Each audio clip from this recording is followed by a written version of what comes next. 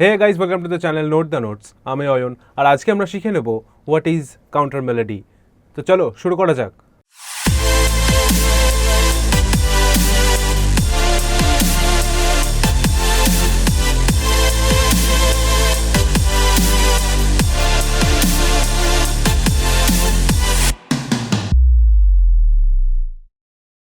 ধরো একটা ক্রিকেট বা ফুটবল টিম, সেখানে একজন ক্যাপ্টেন থাকে আর কিছু প্লেয়ার্স থাকে। এবার সেই টিমটা যদি জেতে কোনো খেলায়, তখন প্লেয়াররা ক্যাপ্টেনকে সাধুবাদ জানায়। তাতে কি লাভ হয়? ক্যাপ্টেনের মনোবল বাড়ে, আর সারা বিশ্বের কাছে ক্যাপ্টেনের মান আরও বাড়ে। তো এখন ধরে নাও এই গোটা টিমটা হচ্ছে তোমার কাছে একটা কম্পোজিশন। ক্যাপ্টেন হচ্ছেন কম্পোজিশনের ভোকাল পার্টটা, আর টিমমেটরা হচ্ছে কাউন্টার মেলোডিজ। তার মানে কাউন্টার মেলোডিজের কাজ হচ্ছে গোটা কম্পোজিশন বা ওই লিরিক্সটার মান বাড়ানো। তো এটা হলো একটা বোঝার মতো করে বলা। অ্যাকচুয়ালি জিনিসটা কি হয়, ধরো স্থায়ীর মধ্যে দুটো লাইন আছে, যেটা অনেক সময় একই রকমের সুরের হয় বা ডিফারেন্ট সুরের, ডাজন্ট ম্যাটার। তো দুটো লাইনের মাঝখানে খানিকটা গ্যাপ রয়েছে। তো সেই গ্যাপটা ফিল করবার জন্য গানের মতো শুনতে অনেকখানি একটা মেলোডি লাইন ব্যবহার করা হয়, যাতে গানের ফিলিংটাও একই রকমভাবে মেনটেইনড হয় অ্যান্ড ওই গ্যাপটাও খুব একটা অকওয়ার্ড না লাগে। এটাই হচ্ছে কাউন্টার লাইনের প্রধান পারপাস। যে কোনো একটা কম্পোজিশন হচ্ছে একটা ফিলের বয়ে যাওয়া। গানের শুরুতে একটা প্রিলিউড পার্ট থাকে, যেটা অনেকটা ভূমিকার মতো গানটাকে রিপ্রেজেন্ট করে, মানে কি গল্প বলা হতে চলেছে সেটাকে রিপ্রেজেন্ট করে অনেকটা ইন্ট্রো পার্টটা বা প্রিলিউড পার্টটা। তারপরে গান ঢোকে, গানের কিছুটা অংশ বা স্থায়ী অংশটা গাওয়ার পর একটা গ্যাপ থাকে, সেখানে থাকে হচ্ছে ইন্টারলিউড বা ফার্স্ট ইন্টারলিউড। যদি অনেকগুলো পংক্তি হয় তখন অনেকগুলো গ্যাপও তৈরি হয়, না ন্যাচারালি সেটাকে ফার্স্ট ইন্টারলিউড, সেকেন্ড ইন্টারলিউড এভাবে ভাগ করা হয়ে থাকে। বা প্রধান যে মিউজিক পার্টটা থাকে সেটাকেও ইন্টারলিউড বলা হয়ে থাকে। তো ফার্স্ট স্থায়ীটা হওয়ার পর একটা ইন্টারলিউড পার্ট, তারপরে অন্তরা, তারপরে যদি সঞ্চারী থাকে তাহলে অন্তরা আর সঞ্চারীর মাঝখানে আরেকটা ইন্টারলিউড পার্ট। তো এইভাবে গোটা গানটার বিস্তার হয়। এখন প্রিলিউড পার্টটা গানের ভূমিকা ডিসক্রাইব করলো, ইন্টারলিউড পার্টটা স্থায়ী আর অন্তরার মধ্যেকার ব্রিজ তৈরি করলো, অন্তরা আর সঞ্চারীর মধ্যেকার যে ব্রিজটা সেটা সেকেন্ড ইন্টারলিউড ডেসক্রাইব করলো।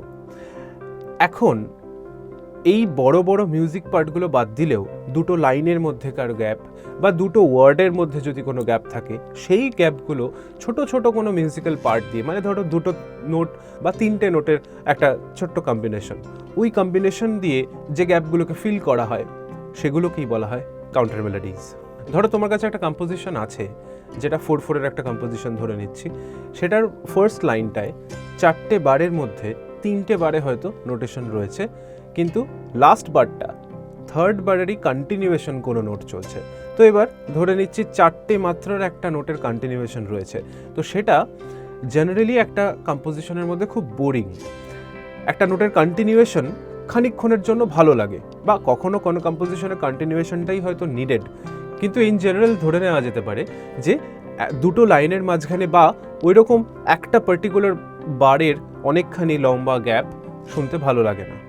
তো সেই বোরডামটা কাটাবার জন্য হয়তো ওখানে অন্য কোনো ইনস্ট্রুমেন্টে বা ভোকালের অন্য অ্যাপ্রোচে একটা ছোট্ট মেলোডি লাইন গাওয়া হয়, যেটা গানটার মতোই অনেকখানি শুনতে হতে পারে। অবভিয়াসলি কর্ড স্ট্রাকচারটাকে ব্যবহার করেই মেলোডিটা তৈরি হবে, কিন্তু গানের যে সারাংশ, গানের যে ফিল, সেটা মেনটেন করে কিন্তু ওই লাইনটা বা কম্বিনেশন অফ নোটস যেগুলো হয় সেটা কিন্তু বাজবে। অ্যাকচুয়ালি উদ্দেশ্যটা হচ্ছে একজন শ্রোতা যখন গানটা শুনছে, তো তখন ওইটুকু টাইমের মধ্যে, ওই ধরে নিলাম 2.5 মিনিট, 3 মিনিট বা 5 মিনিট, ওই টাইমটুকুর মধ্যে তাকে এমনভাবেই গানটার মধ্যে ইনভলভ রাখতে হবে যাতে সে ওই ফিলটাই সম্পূর্ণভাবে গ্রহণ করতে পারে। অন্য কোনো চিন্তাভাবনা বা অন্য কোনো ফিল তাকে যেন হার্ট না করে। এটাই অ্যাকচুয়ালি একটা কম্পোজিশনের মূল লক্ষ্য, বা কম্পোজিশন তৈরির সময় অ্যারেঞ্জার, মিউজিশিয়ানস, তাদের এটাই মূল লক্ষ্য হয়, যাতে পুরো ফিলটাই বা কনসেন্ট্রেশনটাই একজন শ্রোতার ওই গানটার মধ্যে থাকে। এবার বলা যাক প্র্যাকটিস। প্রথম কথা হচ্ছে, আগের ভিডিওতে যেটা ডিসকাস করেছি সেটা হচ্ছে ইম্প্রোভাইজেশন স্কিলটাই এখানে সব থেকে বেশি পরিমাণে প্রয়োজন।